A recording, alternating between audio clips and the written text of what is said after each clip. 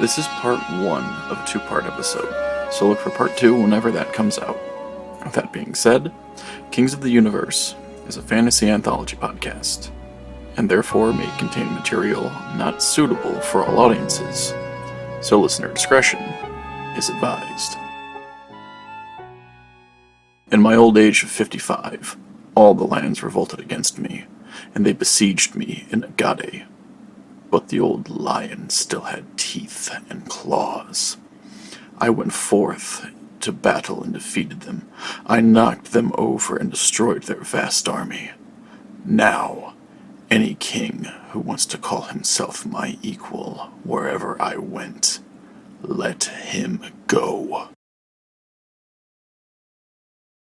Perpetual sunlight caressed the realm of the gods, its warmth wrapping the deities like a shroud in the harsh winter months on the mortal plane. Fig and date palm trees swayed gently as the wind deities descended and ascended back to their realm. Kalmira lounged under the shade of a date tree, content with the progress that her champion had taken against Zulma. The years had been harsh for Feralan, wiping out the barbarity of the cult of Zulma and installing civility and order to those that survived his righteous onslaught. Soon, she thought, smiling, soon all of Zulma's followers will be gone, and then we can prepare him for his final assault. She closed her eyes, thinking back to when she had the smithing god Sheerness craft a weapon to repel the darkness of Zulma. The weapon was made with the fire of the sun and of Kufrite, a metal so rare that even the gods had trace amounts of the ore. Sheerness took his time with the metal, careful not to tarnish it. The process had taken nearly 30 mortal years, but it was well worth it. After the blade was finished, Kalmira approached the forge, eager to see the fruits of his labor. Sheerness carefully uncovered the weapon. The blade gleamed with a brilliant silver light, so bright that Kalmira had to shield her eyes from its radiance. It was a double-edged blade, with a height that would reach a mortal's stomach. A protective script had been carefully etched just above the crossguard. Whoever wields this blade will have the protection of the gods. May they use this blade justly and expel the darkness until time ends. The handle has been made from sky dragon bone. Thorlon, the very dragon whose remains the mortals now reside in. Kalmira slowly dragged a finger along the handle, her memories flashing back to the day that terrible dragon fell. Is it acceptable? Sheerness asked before Kalmira nicked her finger on the edge. Golden blood began to flow before the wound closed. It's perfect, Sheerness. Thank you. Sheerness beamed with pride. The blade was one of his masterworks. A weapon this fine needs a name. Something fitting for the task it has been assigned with. Kalmira chuckled at the notion. A weapon with a name. What a silly thing to do. As she looked over the blade again, a smile grew. We shall call it Daybreaker. Kalmira sighed as her plans started to fall neatly into place. Under one ruler, they would band together and take the fight to Zulma, severing him from this world and destroying that foul abomination. Kalmira! A voice shattered her tranquility. Kalmira, where are you? We need to talk. She sighed, bringing herself to her feet. Why would they want to talk to me? I've done my duties and my own plans, just as they have. I've done nothing wrong.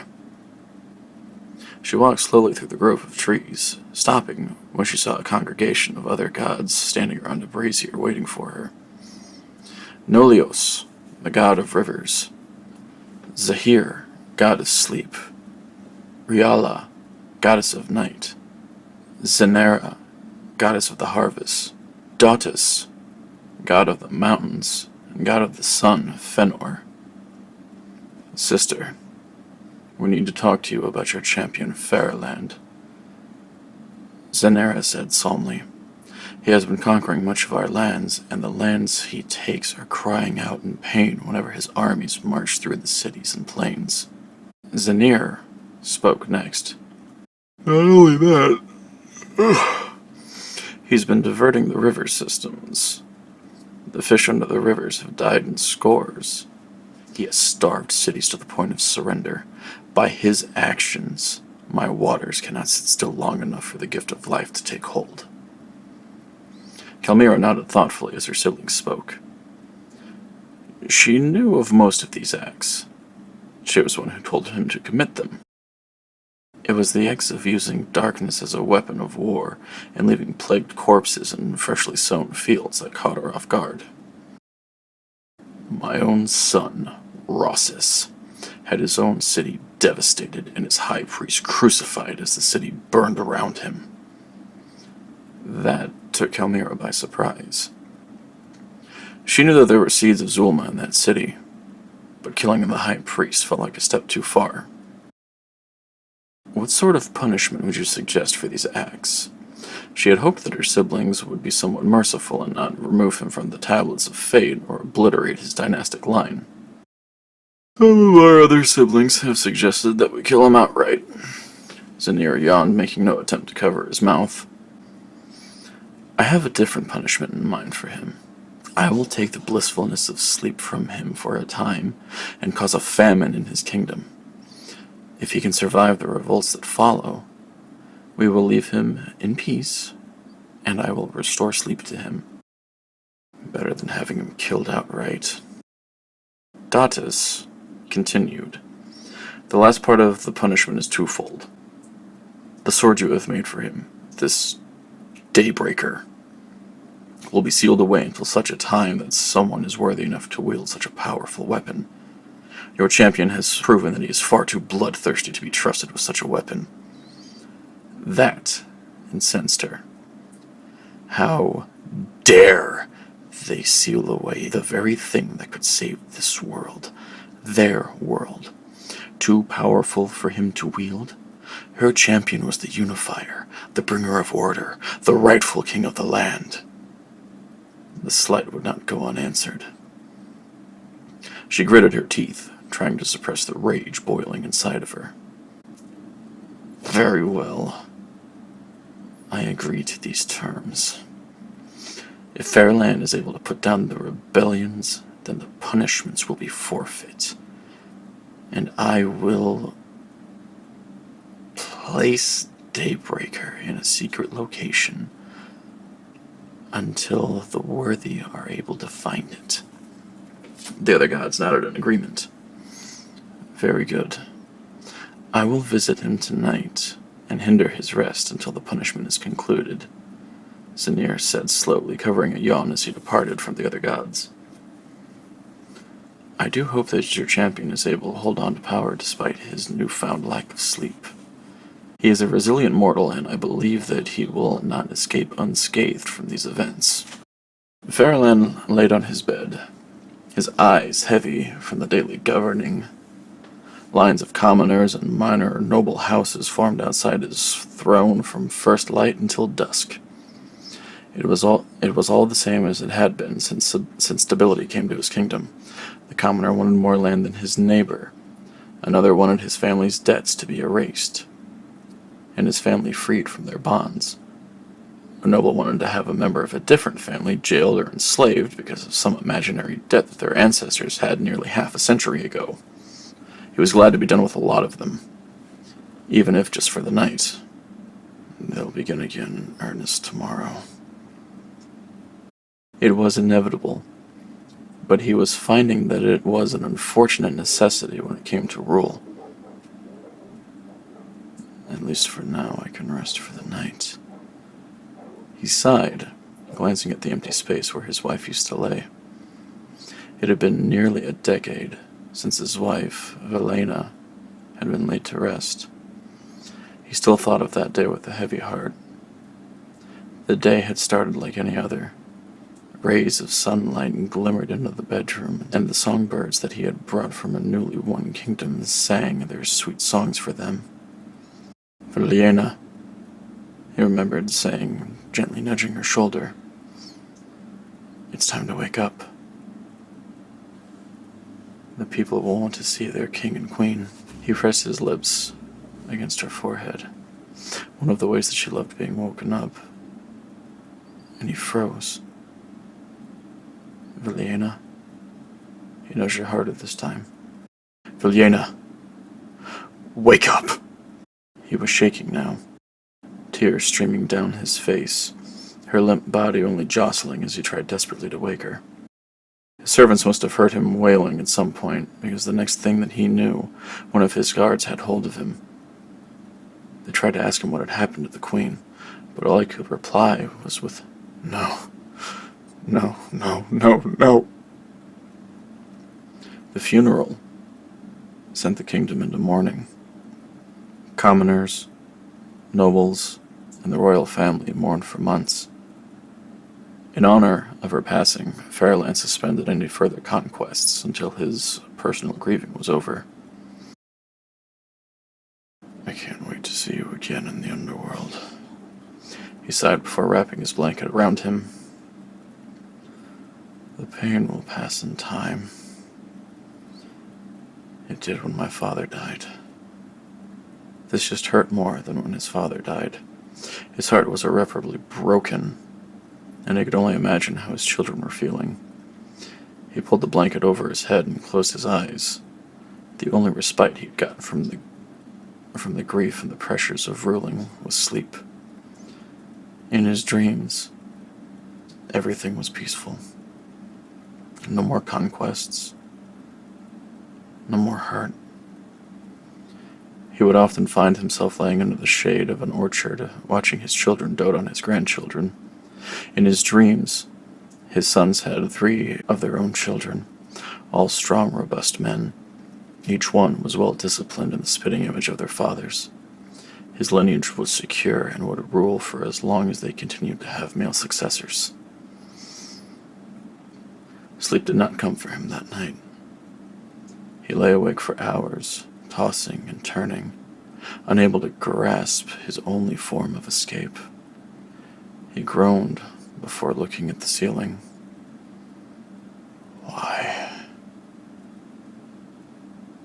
Why can't I sleep?" He thought groggily. Was this some cruel joke by the gods? Or had the weight of his long rule finally caught up with him? He found his way to a wash basin and washed his face, looking down at his reflection. He did not recognize the man looking back at him in the now stilled water. In his youth, his hair had been black as pitch, and the beard he had grown was much the same. His forehead has less creases, and his eyes didn't look nearly as tired or sunken.